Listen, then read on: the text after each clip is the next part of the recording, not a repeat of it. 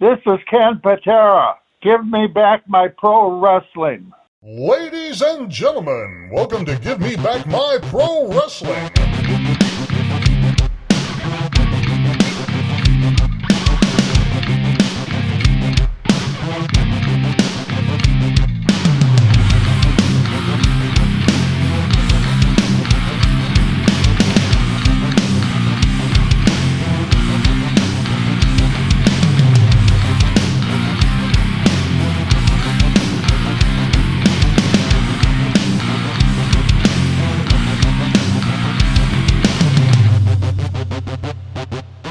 For those who don't know, now you know, baby. This is Hot Rod Biggs, Jared, Jimmy Street. We're going to take them to the limit one more time, baby, right here on Give Me Back My Pro Wrestling.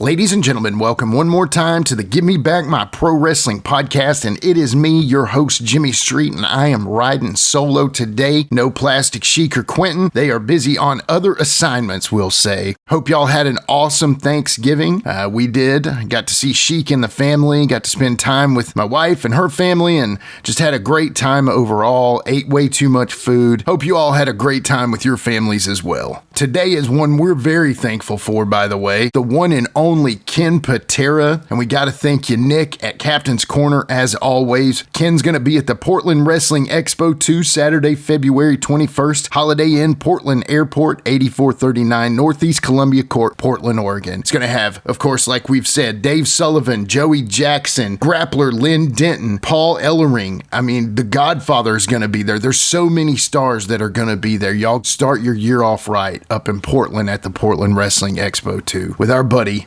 Captain's Corner. Last episode, guys, of course, was This Month in Wrestling History with Quinton Quarisma Part 5, where he was covering November. And as it turns out, it looks like November was not only a busy month for wrestling, but a bad month for some of the later territories, as Continental, USWA, and Smoky Mountain all shut down in November at some point. Very crazy. Of course, guys, to continue on, NWA Solder Days on the Give Me Back My Pro Wrestling YouTube channel. Of course, we're running that through February 7th, 2026. Thanks again to the Nashville Wrestling Network for loaning us that footage to use. Guys, it's my whole run in the NWA Saw, and if you don't want to watch it for me, that's fine, but watch it for Josephus, rest in peace. Watch it for Hot Rod Biggs, rest in peace. Watch it for Jeremiah Plunkett and Drew Haskins. Watch it for Tim Renesto, Eron Hatchett, Hammerjack, Kevin Weatherby, LBK, all those great stars. Once again, running through February 7th, 2026. NWA Solder Days. Can't miss it. The last piece of business today is, of course, our buddy Pastor Ric Reynolds, former guest of the show, and his event coming up called Gideon's Warriors. It's a night of pro wrestling stories and testimony of God's grace and mercy. Pastor Ric and all the guys welcome you Sunday, January 18th, 2026 at 7 p.m. at his house Ministries, 4909 Highway 43, Summertown, Tennessee. Tell him Give Me Back My Pro Wrestling sent you. Well, I guess it's time to get to the interview today. We'll be right back with Ken Patera after these messages on Give Me Back My Pro Wrestling.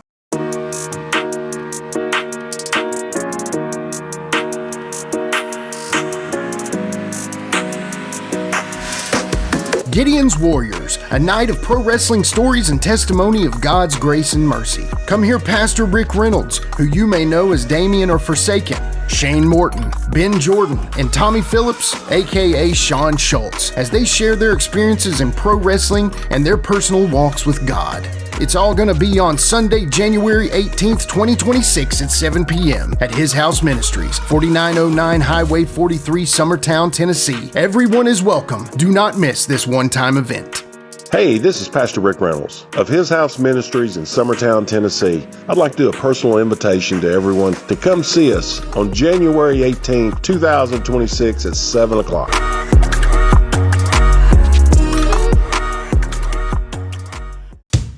Hey, my name is Tammy Reynolds. I am the wife of Forsaken. Ric Reynolds, that super cool guy that everybody knows and loves. And I represent West Side Sauces.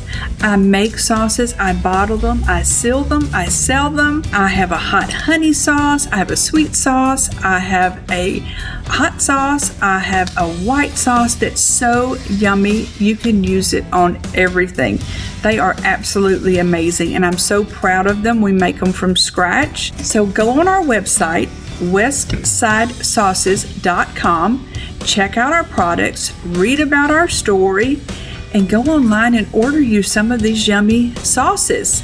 And Ric actually uses all of the sauces because he is a die-hard smoker and griller. And so he likes really good sauces and rubs, and I make them. So how convenient is that for him?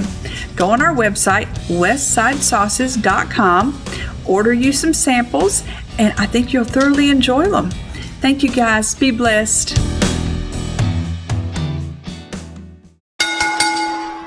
All right, we are back with more from the Give Me Back My Pro Wrestling podcast, and today we have an excellent guest. It's an extreme honor to have this guest on with us. He is, as most people know him, the world's strongest man and the one and only Ken Patera. Mr. Patera, thank you so much for coming on the show today. Well, thanks for having me. I haven't done a podcast in about a week. I was getting low. Well, that's a good schedule. You know, keep it once a week. That's pretty solid. There you go. So we obviously have you here today to talk about your amazing career, but the main important part is we're talking about the Portland Wrestling Expo 2, Saturday, February 21st with our buddy Nick from Captain's Corner, and you're going to be at the Holiday Inn Portland Airport, 8439 Northeast Columbia Court, Portland, Oregon. How excited are you to be back up in Portland? Well, I'm real excited. You know, I didn't think I was ever going to be there or get back there in my elderly age. Uh-huh. But out of the clear blue, I'm going to go off script a little bit here. Out of the clear blue sky, an old girlfriend of mine called me. Oh, yeah? 2, 3, 4 months back.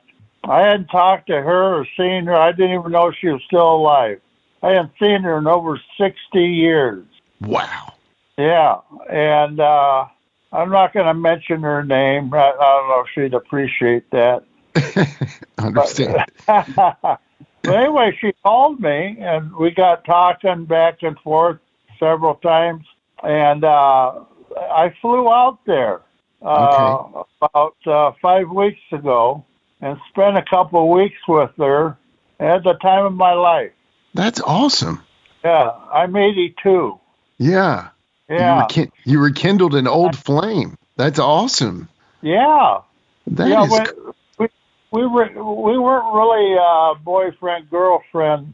Well, I guess we were for a couple months, but we Sure. ran around the same group of people. You know. Yeah. A bunch of hooligan, drunks and whatnot. You know, dropouts from society. And the best kind. that was before I went to Brigham Young University and graduated. Yeah, understand. Yeah, you went to Brigham Young, and then obviously, you have this amazing, the Pan American Games. I guess let's go with that. So talk about the Pan American Games first. That's a great starting point. Yeah, well, I was coming off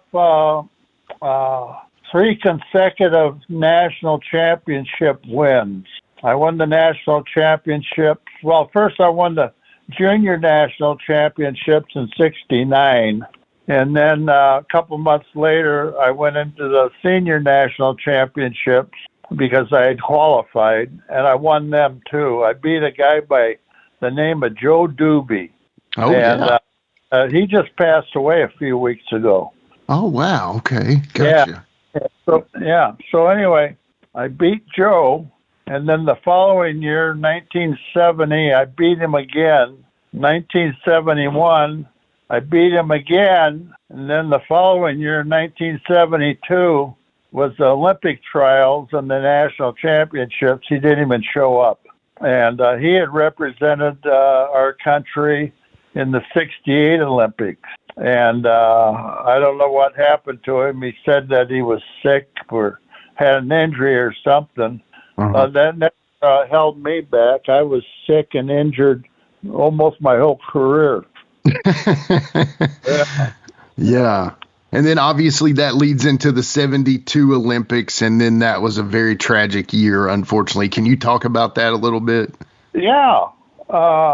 In '72, I was representative for the United States in super heavyweight, in the super heavyweight weightlifting division.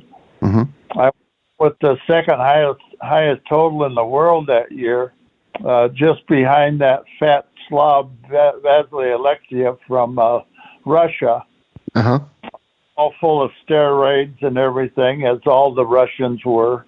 Yeah. And I was taking steroids for 6 weeks, about 6 months before that. I had a knee surgery, so the doctor said if I took steroids, it'd probably help me heal up quicker, which it did. Yeah. I wasn't on any kind of a mega routine steroid stint, to get strong.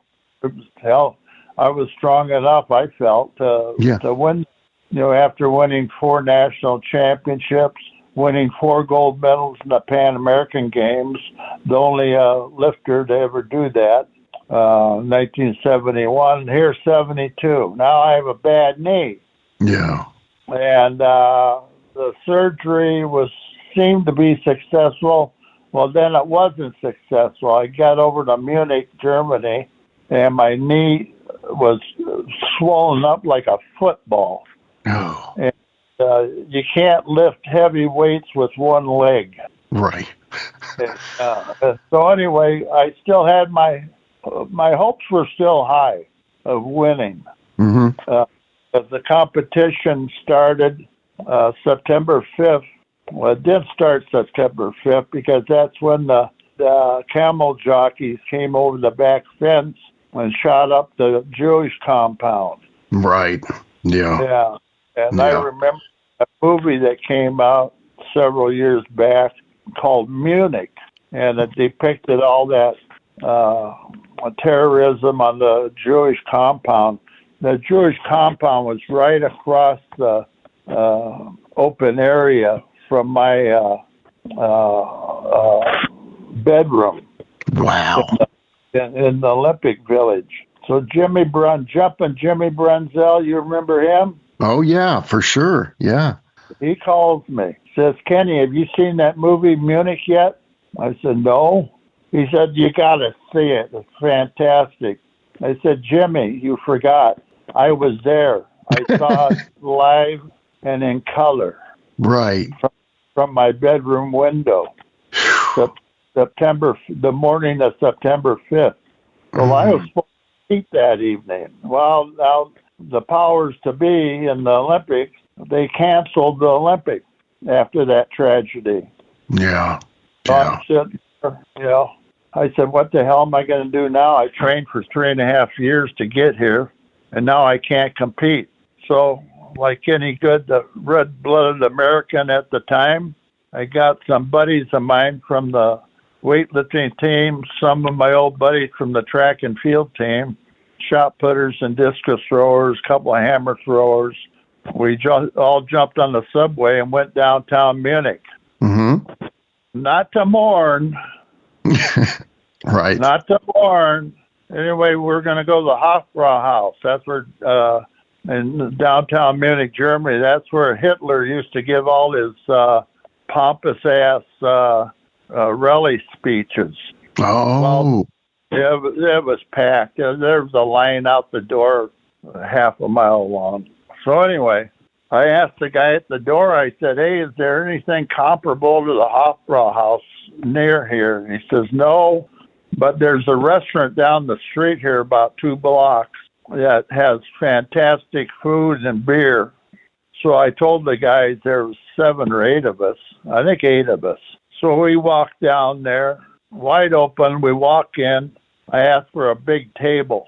And she says, how many? I said, 8 of us. She said, oh, yeah, we got one right here. Mhm. So we sit down, ordered our big steins of beer. I think they were like 22 or 24 ounce steins. And we started drinking. And boy, did we drink. Somebody said, let's have some schnapps, Patera. So I said, okay, what do you want? Jägermeister. So we started doing shots of Jägermeister with every stein of beer. I don't know how many steins. I think I drank eight of those, or maybe 10 of those big bastards. You know, you have to understand, I weighed 325 pounds at the time. Right. Yeah. Yeah. So, 10 big steins of beer, 10 shots of Jägermeister, and then the food came. Oh. Okay? Yeah. And so I ordered a big ham hock and Wiener Schnitzel, the whole 9 yards. So I was pretty full by the time we left there. I bet. We didn't leave until 11 o'clock at night. Oh. The time frame was about 1 o'clock in the afternoon. So we were there about, we couldn't make it to 12 hours because we had to get back to the Olympic Village because they closed shortly after midnight. So we got back there. We had about 10 minutes to spare. We got back in the Olympic Village. The next morning, our manager for the weightlifting team, his name was Rudy Sablow from New York City. Mm-hmm. And nice guy, but he came in my room, says, Ken, you got to get up. Now, it's 7 o'clock in the morning. I just got back at like midnight. Then we had a few beers there the place that we were staying was a condo. And so we were on the 7th floor. Says, Ken, you got to get up. I said, what the hell? What are you doing here, Rudy? Get the hell out of my room. He said, no, you got to get up. We have to go weigh in. I said, weigh in my ass. I'm a super heavyweight. I'm not concerned with weight. Yeah, but everybody has to weigh in. So I said, well, when's that going to be? He said, 9 o'clock. It's a 2-hour bus ride over to the weightlifting facility. I said, 2 hours? He said, because of traffic. It's bumper to bumper out there. I said, shit. So we get on a 2-hour bus ride over. It takes us 5 minutes to get weighed in. I weighed 322. The fat Russian weighed 345. Yeah, he's 23 pounds heavier. So anyway, now we have a 7-hour wait before the competition starts. I said, what the hell are we going to do? We have no place to rest. We're out. I said, Jesus, God, this is bullshit. It was bullshit, too. Yeah. So anyway, we caught the bus, went back. I laid down for 1 hour. had to get, now I'm hungover, pissed off. So I got 1 hour rest. We had to get back on that damn bus 2 more hours back over to the facility where the competition was held. I walk in, I was hungover. Oh boy. Yeah. Thanks to that damn Jägermeister. If I would have just stuck with the beer, I would have been all right. But at that time, the Olympics had been canceled. Right. So, what we have to lose? We didn't have to worry about the competition. Well, during the evening, they decided that they weren't going to cancel Olympics, that they're going to get them started again. And I said, well, why did they cancel Olympics in the first place? Well, because of the tragedy with the Jewish team. Like I said, the raghead camel jockeys came over the back gate and shot the whole facility up. Yeah. As I said previously, I watched it live and in color. Man. Yeah. And they were all running around with ski masks, holding their AK-47s or whatever they are. Yeah. Automatic weapons. Yeah. Man. And then, it was a mess. No doubt. Yeah, I had a good friend from Cleveland Heights, Ohio, that was involved in there, and he got killed. They shot him. Oh, no. Yeah. Oh, yeah. Yeah, they shot a few other guys. And so that's how the Olympics started. Yeah, it was a real tragedy. I can't remember how many Jewish lifters were shot or killed. But some friends of yours. Yeah. No, they were all friends of mine. I knew them all. Yeah. But the kid from Cleveland Heights, Ohio, he was a good friend. He was a lightweight. He was lifting in the lightweight division, little guy, but nice kid. And the way he said, Patera, how did he wind up on the Jewish weightlifting team? I said, well, he was a Jewish kid, and he failed to make our United States team. He had dual citizenship. Got it. Okay. Yeah. So him and his wife went back to Israel, and he was able to compete for the Jewish weightlifting team. Okay. That makes sense. Whew. Yeah, that's how all that happened. And, yeah, it was a real tragedy. Yeah. Yeah. But anyway. No joke. Well, you went from one very tough experience, and I don't want to compare the two because it's really not fair, but to ending up in Verne's training camp to become a pro wrestler. So I don't want to compare the two, but I know they were both pretty tough, I would assume. Oh, yeah. Yeah. I had met Verne Gagne through my brother, and my brother was defensive line coach for the Minnesota Vikings at the time. Okay. Yeah, and I was competing in the World Weightlifting Championships 1969. Or was that 1969. And so on my way back to Portland, Oregon, I decided to stop in Minneapolis to visit my brother and his family for a couple of weeks because I hadn't seen him in 2-3 years. And so anyway, I land in Minneapolis. He picks me up at the airport, drives me over to his house. He had a beautiful house there in Edina, Minnesota. Mm-hmm. And his family had 5 kids, but they had a big house. And so there's plenty of room. So I stayed with him and his family for a couple of weeks. And he comes to me one day. He says, Ken, what do you want to do when you're done with this weightlifting stuff? And I said, well, I want to go to the Olympics first. Now, this is 1969. The Olympics aren't until 1972. Yeah. And so I said, I want to go to the Olympics and win a gold medal first. First, I want to go to the Pan American Games and win a gold medal, which I did. Yeah. And then I said, I want to win the national championships in 69, 70, 71, 72, which I did. And so I was the favorite to win the gold medal in Munich, Germany in 1972, along with that fat Russian, Vasily Alexiev. And people might be saying that I'm kind of, talking down about that fat Russian, but he was fat and he was a Russian. So that's that's fair. Yeah. But anyway, I was living with Ric Flair in Minneapolis at the time. And we had a house with a couple other roommates. Mm-hmm. And that was the original Animal House. I believe that. Yeah. Because he was a party guy. God, every night he had to have people over. He was the type of guy, well, he still is. Yeah. He has to have people around him all the time. That's how he's wired, Right. I'm not that way. I don't need to have anybody around. You can have alone time and it's okay, but Rick doesn't like that. So. Exactly. Yeah. Rick always had to have party. He always had to have a party. Yeah.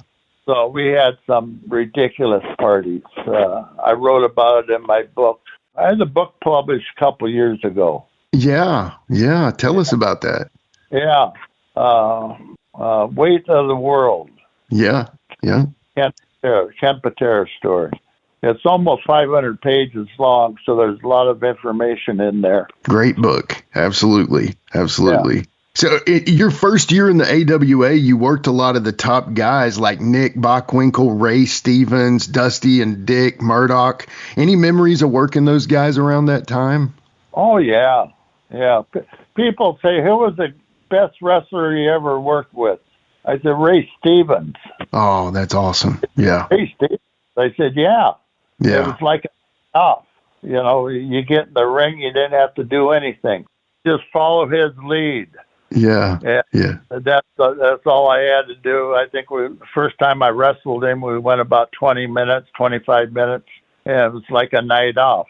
Yeah. And tore the house down. I says, God, I'm pretty good. I was a rookie. I didn't know my left foot from my right foot.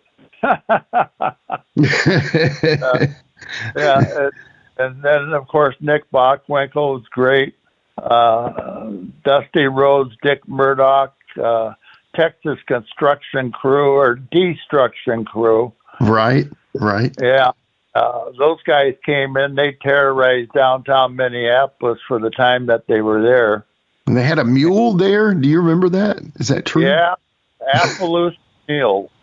And a friend of theirs from Texas, he got this mule from a friend of his in Louisiana. And he put it in a trailer, drove it all the way to Minneapolis in the middle of the winter. And the complex that Dick and Dusty were living, it was called Cedars Edina. It's a real exclusive suburb of Minneapolis, Cedars Edina, and it was in Edina. So anyway, the complex that they were living in was brand new. It wasn't even complete yet. It was a big complex. Yeah. And, they had racquetball courts. They had outdoor swimming pool, indoor swimming pool, the whole 9 yards. So they don't have any place for the mule. Well, there's the vacant apartment. The complex hadn't been completely built yet. So the section they were in, only about half of it was complete. There's about 10, 12 units left empty. They weren't even finished yet. So they put that mule in a vacant apartment next to them, and that thing shit everywhere. And, they had a couple bales of hay and a couple buckets of oats, and then the management realized that they had that mule there. Yeah. Well, yeah. But there's a bar downtown. I think it's called the Crystal Bar. It was a country western bar. Western. Yeah. And so I wasn't there that night, but Dusty rode the mule into the Crystal Bar. And it was a hoot. And people were going wild. Oh. And then a big fight breaks out, of course. Everywhere those guys went, there was a big fight. And the police were called. The police came down. And, I'm glad I wasn't there that night. There's a lot of paddy wagons hauling guys off. Yeah. We need a big enough one for a mule too. Yeah.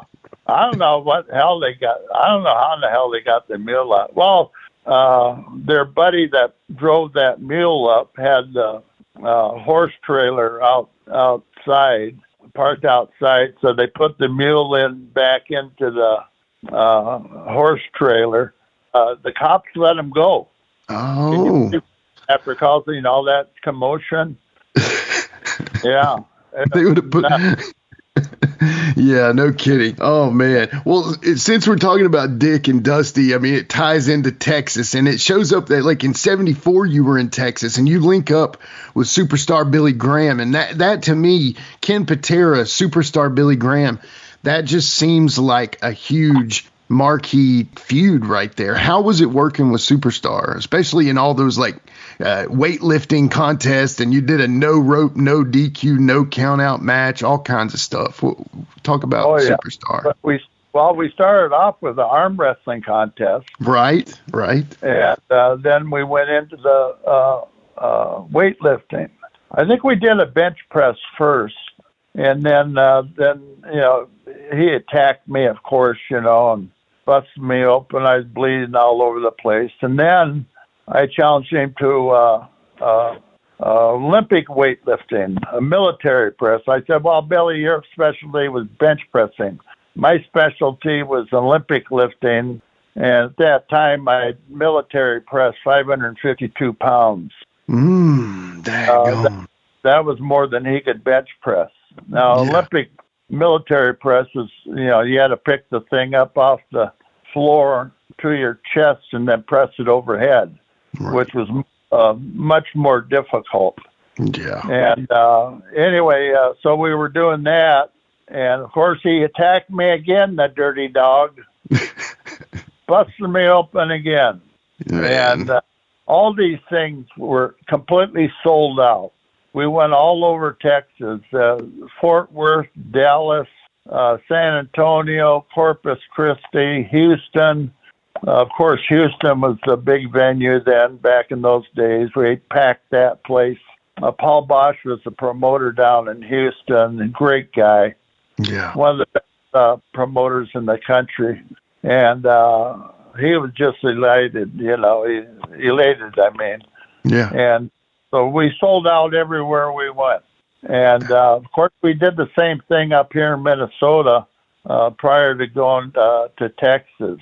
Okay. And, so it was good. It was good. Yeah. Yeah, Billy, he was a night off. Yeah. Pomp and pageantry involved, with Billy. And, you remember Jesse Ventura. Oh, of course. Totally. Yeah. He's a superstar, Yeah. Came to my second birthday party a couple of weeks ago. Oh, really? Yeah, my birthday was November 6th. How's he doing? He's doing good. He told me, he says, "Kenny, I hate to tell you, but my wife, Terry," I said, "Yeah." She was diagnosed with Alzheimer's last week. Oh, man. And, oh, my God. And I said, "Well, Terry's only, 70? Yeah. He said, "Exactly, she's 70.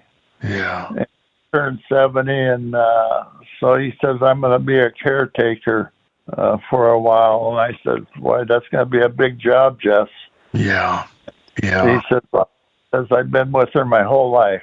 Yeah, so a real tragedy. But anyway, yeah. Getting back to the superstar Billy Graham, but Jesse, he patterned his whole career after his style in the ring, his interviews, everything after superstar Billy Graham. Totally. Yeah. Yeah, he was in love with another guy that did that was Hulk Hogan. Right. The biggest name ever, they say. So, Hulk Hogan patterned his wrestling career after superstar Billy Graham. But Billy was an exceptional guy. He could talk. Oh, man, could he? He could talk. Well, Jesse could talk. Right. And Hulk Hogan, he could talk. Yeah. Right. Unfortunately, he passed away. Yeah, just recently. Yeah. I never did know the details on his passing. I guess it was a heart attack or something. There seems to be some controversy there, Ken. I'm not 100% sure, and there's rumors that he's not even in the ground yet, I've heard, but I could be wrong about that.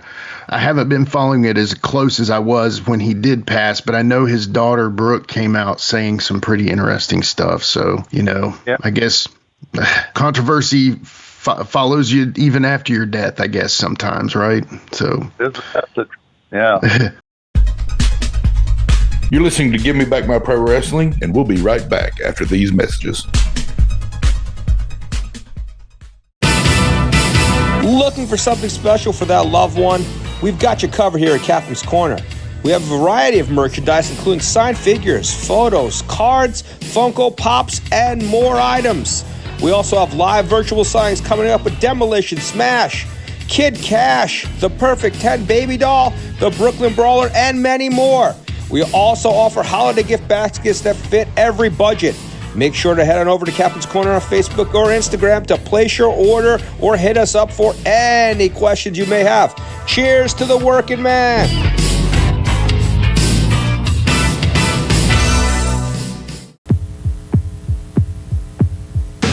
Back by popular demand, the Portland Wrestling Expo 2 returns to the Holiday Inn Portland Airport on Saturday, February 21st.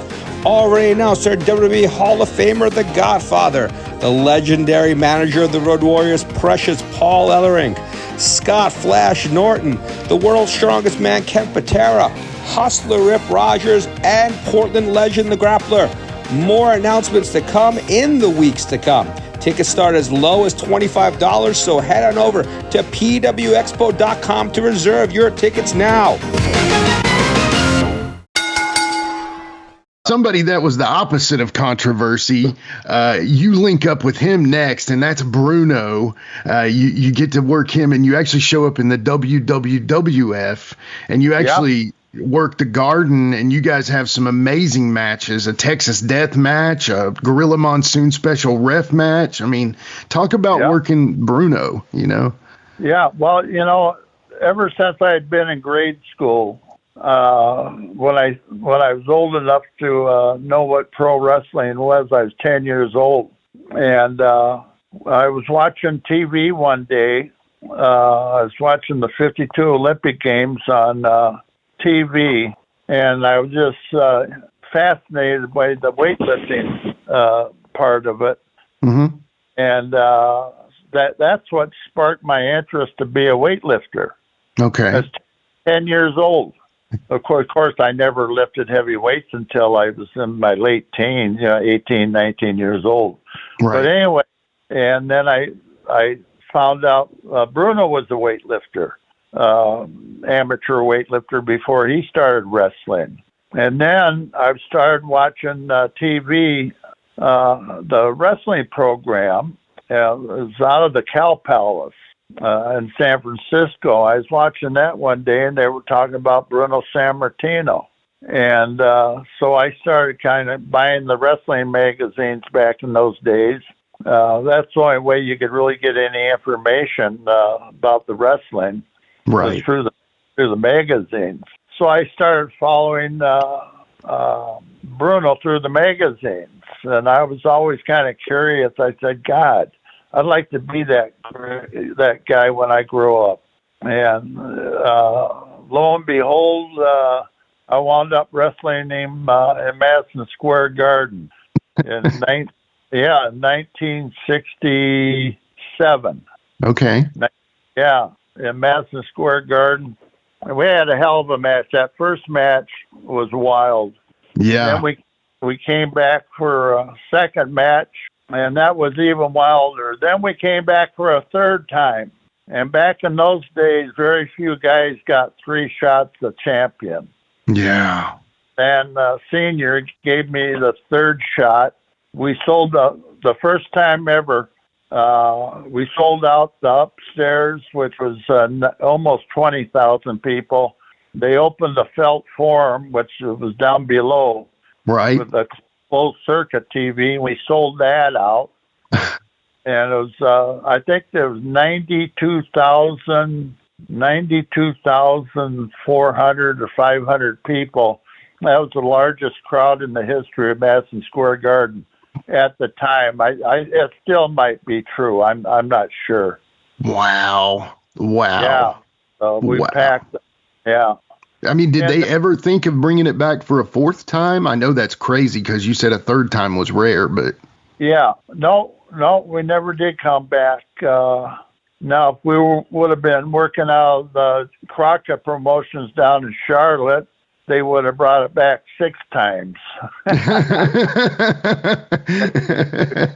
come back a tag team combination of some kind. Yeah. And a 6-man combination, and all kinds of crazy things. Then in a cage match, I'm sure would have finished it. Yeah. Yeah, definitely. One of the things you bring up Mid-Atlantic, one of the things that's one of the most famous things about you is you holding back that truck with your legs. That's still amazing to me. Talk about that. Well, that was the first time I had done it. Oh, wow. Yeah. And I saw a guy, old circus guy, do that. It's in the archives somewhere. I don't know where I saw it, but I was amazed at that. I said, how in the hell did he do that? And so anyway, I held that pickup truck back. It was just a regular old 51 pickup, something like that. Not much weight to it. And I said, well, hell, I can hold that thing back. And it was easy. And we got the wheels spinning, and everything. And then I did it a couple other times. And then I did it in New York. I went back to New York within the year after Charlotte, maybe a year and a half. And I did it in New Haven, Connecticut. Wow. And it was indoors, so we said, well, let's put some STP on the rear window or on the rear wheel, the drive wheel. Okay. Well, hell, that thing started smoking when the wheels were spinning. It smoked up the whole arena. we did, the whole arena was full of smoke. It was unbelievable. I did it a couple other times, and then the one you see on TV was Vince McMahon behind the wheel. Okay, yeah. That was down in Glen Burnie, Maryland. Okay. Outside of Baltimore. And we outside. But instead of a pickup truck, the only thing we could find was a van. Those old party vans, that they used to build. It was big. It was 4,000 or 5,000 pounds.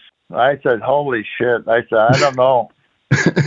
I'm kind of, reluctant to do it, but I did it. Right. And we had Lord Alfred Hayes. He wanted to be the driver. I said, "Lord, I said I'd pick you, but I'm going to pick McMahon for the simple reason." I said, "You're from England. You guys drive on the wrong side of the road." He said, "Oh, come on, Ken, give me a break." I said, no. I said, "Vince," I said, "you want to get behind the wheel?" He said, yeah. I said, okay. So we did the same thing. We poured the STP on the drive wheel, and holy smokes. Somebody, I don't know who poured it on there, one of the attendants, they poured way too much on there. That thing was smoking.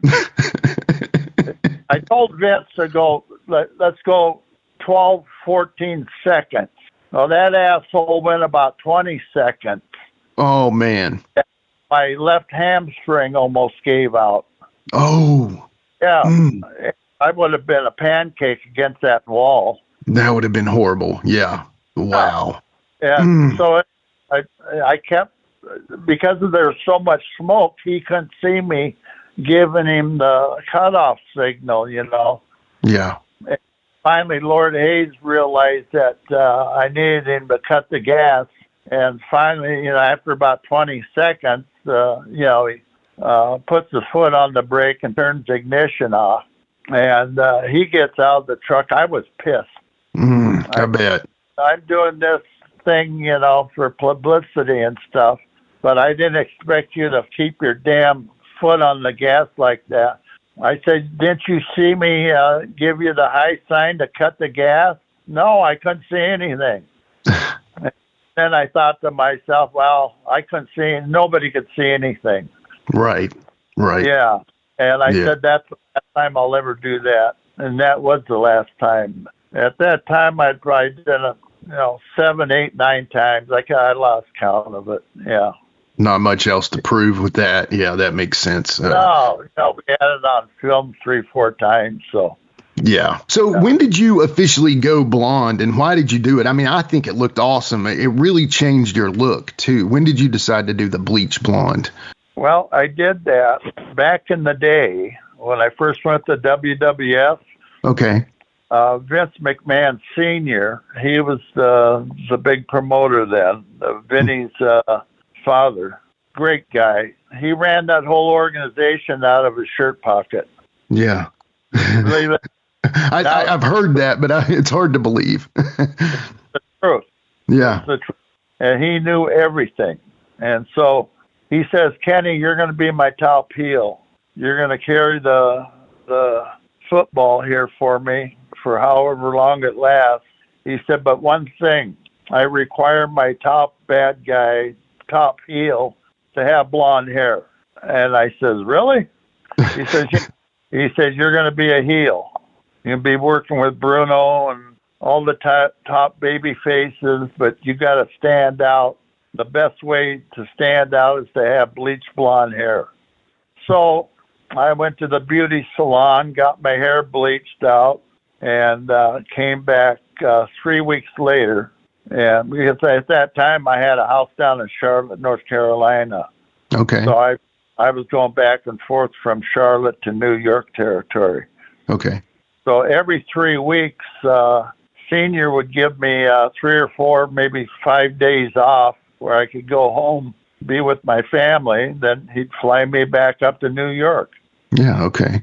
Yeah, so I had a great situation there, making a ton of money and getting my airfare paid for. It didn't cost me nothing. So they really took good care of me. And, of course, hell, everywhere I went with Bruno, we sold out. Right. And, that helps. Right, yeah. The money was there. Yeah. Yeah. Everybody else I wrestled back in those days, Gorilla Monsoon, Chief J Strongbow, Billy White Wolf, who was really Adnan Al-Casey. Yeah. Masquerading as an American Indian. Yeah, Adnan Al-Casey was actually from Baghdad, Iraq. Oh, yeah, that's right. That's right, because he was friends with Saddam as a child, right? Yeah. That's wild. Yeah. They went to high school at the same time, but different high schools, different sides of town. Okay. Yeah. And just to kind of break the story here, the kid that I trained with, Khosrow Visseri, later became the Iron Sheik from Tehran, Iran. Right. He came from Iran. And so McMahon lucked out. He had, kind of mixed my story up. He had the guy from Iraq who was an American Indian. But then he got the real deal, and Khosrow Visseri, the Iron Sheik. He was actually in the 68 Olympic Games as a wrestler. Yeah. So anyway.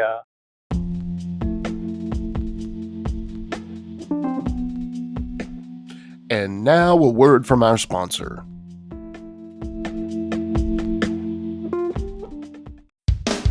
CHW is continuing the legacy of historic professional wrestling in Tennessee with monthly events at the Armory in Ashland City.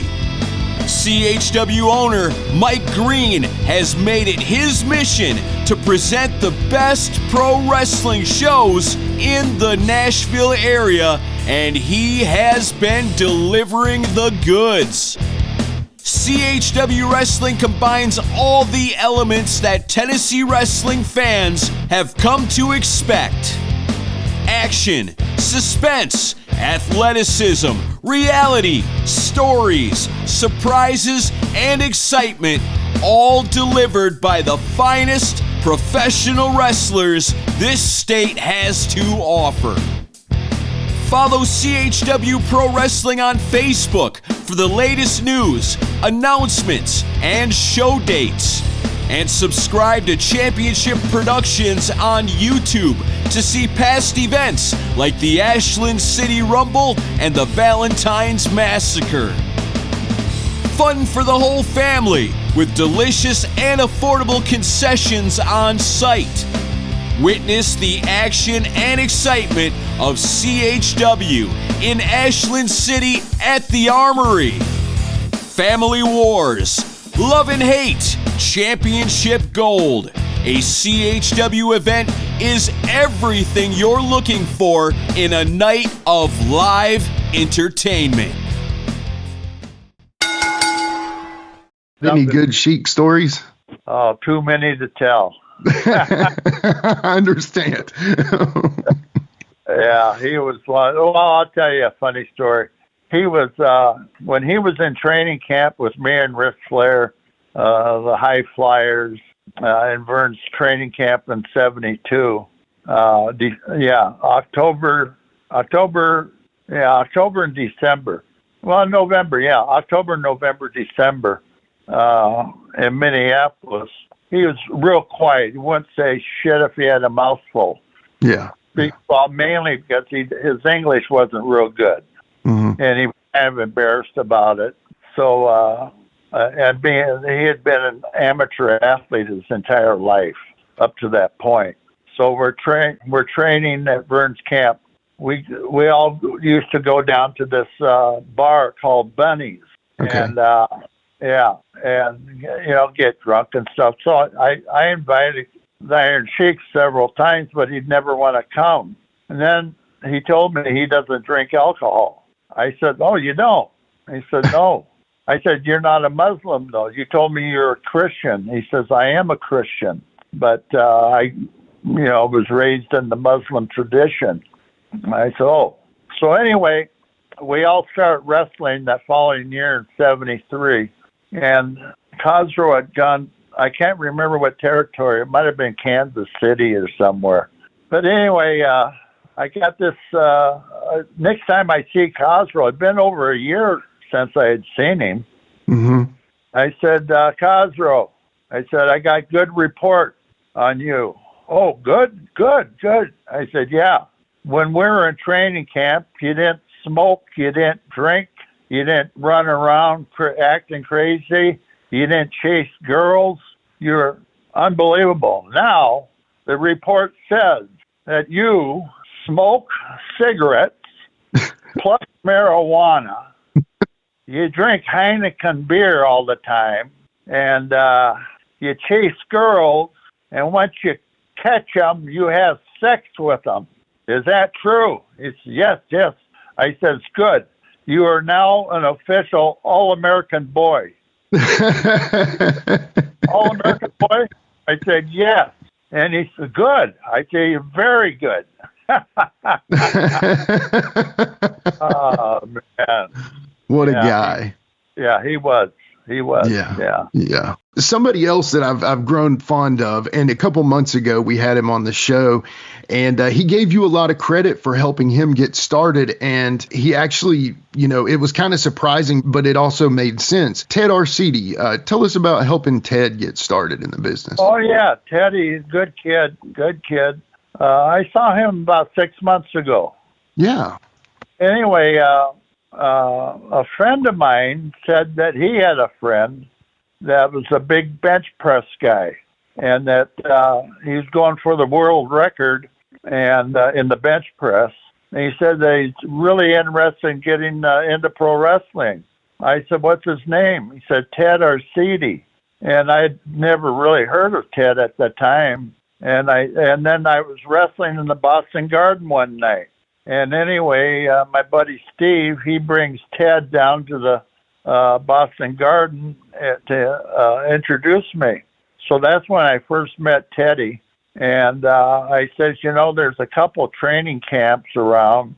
And he had heard of Verne Gagne's training camp in Minneapolis and a few others. I said, probably, you live here in Massachusetts, it'd probably be better to stay on the East Coast. So I got a hold of Tony Altimore. He was Lou Albano's tag team partner. Right. And I told Tony about this Ted Arcidi up in the Boston area, and he said, well, actually it's from Rhode Island, which isn't too far from Boston. But anyway, I got him hooked up with Tony, and Tony trained him. And I was at that time I was back down in Charlotte wrestling, and a friend of mine wanted me to meet a big weightlifter, power lifter down in Alabama. I said, "What's his name?" He said, "Bill Kazmaier." Yeah. And so I says, "Well," I said, "I think I've heard of Bill." And so anyway, we drove down to Alabama from. I was wrestling out of Georgia at the time, Georgia Championship Wrestling. Right.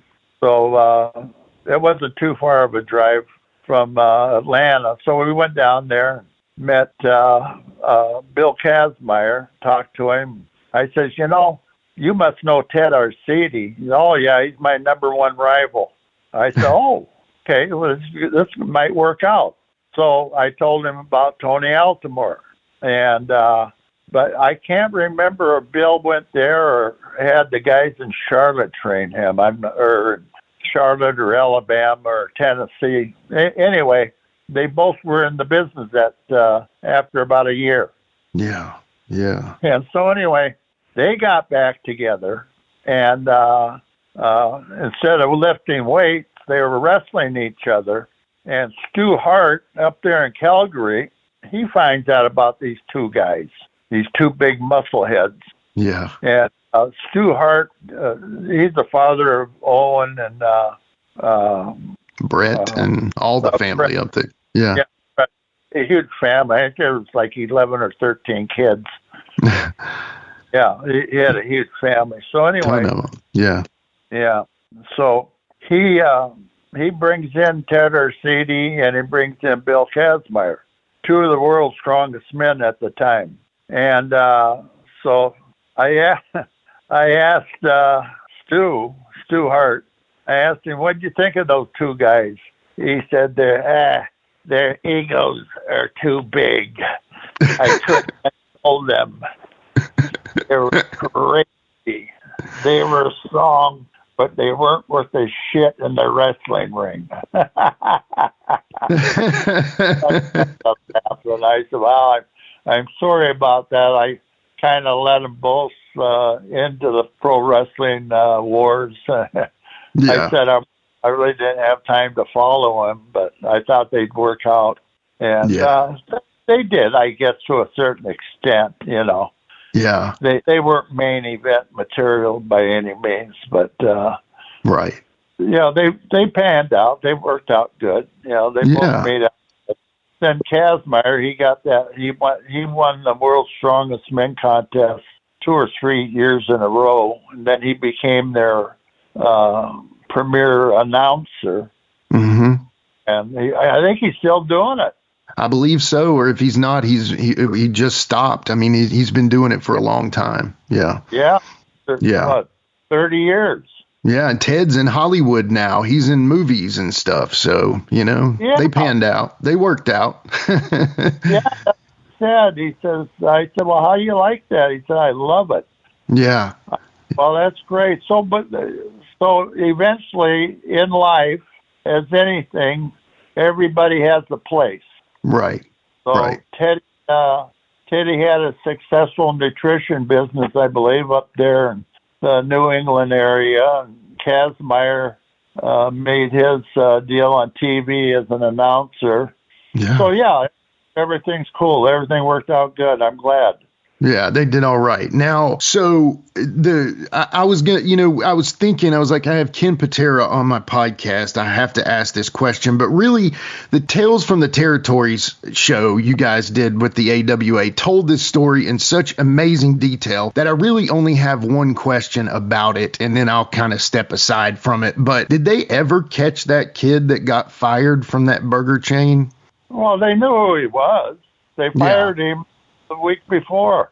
Okay. I mean, they knew exactly who he was, but they didn't do anything because I was the big fish in the pond. Right. They went with me and put me in jail. Yeah. So after we went to court, they framed that thing up to the point I didn't have a prayer. Yeah. I was in prison one way or another.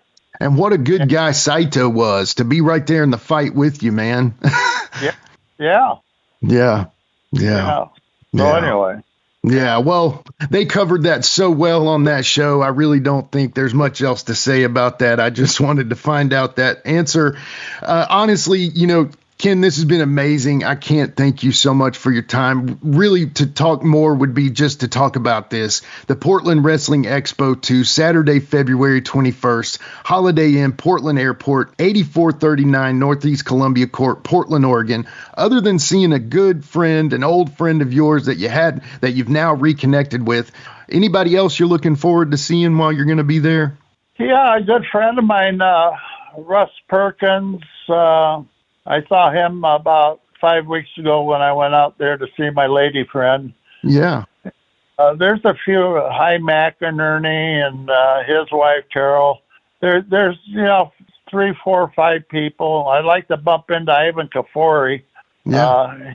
He was the face of Portland wrestling for a while. Oh, yeah. And when I was out there, I couldn't get a hold of him. I think I'm going to have to call his little brother. He'll be easy to track down because he's a attorney out there. Right. You'll be able to find. Yeah, like you say, February 21st, the Portland Expo, Holiday Inn, Airport. Don't you dare miss it. Otherwise, I'll come looking for you. Hey, I couldn't finish it better than that. Thank you so much, Mr. Patera. This has been incredible. Thank you. All right. We'll talk to you soon, buddy. Have a great time and make a ton of money out there, okay? You bet. Thank you. Yes, sir. We'll be right back with more Give Me Back My Pro Wrestling.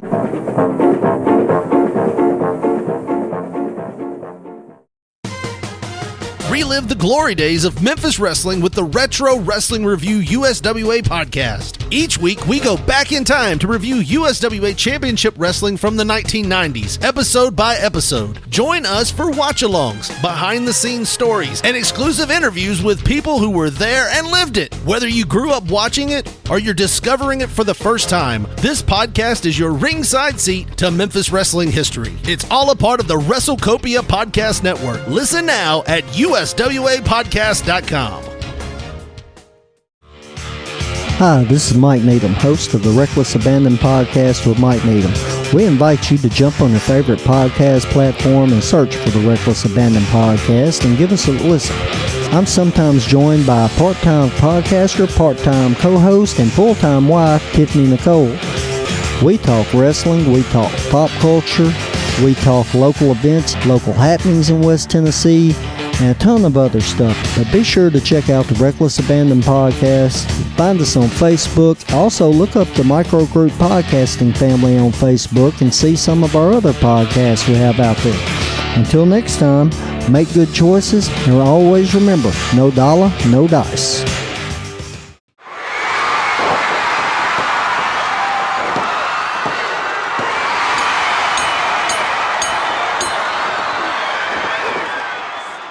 All right, we are back, and that was a great interview with Ken Patera. Man, that was awesome. Once again, we've got to thank Nick, our buddy at Captain's Corner, and the Portland Wrestling Expo 2, Saturday, February 21st, Holiday Inn, Portland Airport, 8439 Northeast Columbia Court, Portland, Oregon. Y'all make your way out there and absolutely have a blast. February 21st, don't miss it. It's a great event. We have some amazing episodes coming up, but instead of spilling it, I'm just going to continue to say this. Go to @GMBMPW on Facebook, Instagram, YouTube, and X. Thank you guys for liking, sharing, supporting, following, all that great stuff. It means the world to us. I truly mean that from the bottom of my heart. It means the world to us. You can share all kinds of stuff of Jim Cornette, Conrad, but you choose to share our stuff. And guys, that means the world to us. So thank you so much. Let it not be taken for granted. We really appreciate that, honestly. So with that being said, check us out on our socials to find out who's next. Other than that, I don't have anything else. I know Quinton would say buy a t-shirt, so y'all go do that. Once again, thanks to Ken Patera, and we'll see y'all next time on Give Me Back My Pro Wrestling. Don't forget. When I was in the Olympic Games, I was proud to be a competitor there. But more than that, I was proud to be an American representing my country. I'm representing professional wrestling now in the World Wrestling Federation. I'm a character. You better believe that. Just like football has their Brian Bosworths of the Seattle Seahawks. You have Wade Boggs of the Boston Red Sox. You have the Billy Martins. We're all characters, but we all have that single desire, and that single desire is to win, to become an achiever. And in order to become an achiever, you have to have a heart. You have to have a mind. You have to have guts. And that's what professional wrestling is all about. Hulk Hogan, Andre the Giant, and Ken Patera. That's what it's all about. I want to be a winner, and that's the bottom line. With a tear in my eye, this is the greatest moment in my life.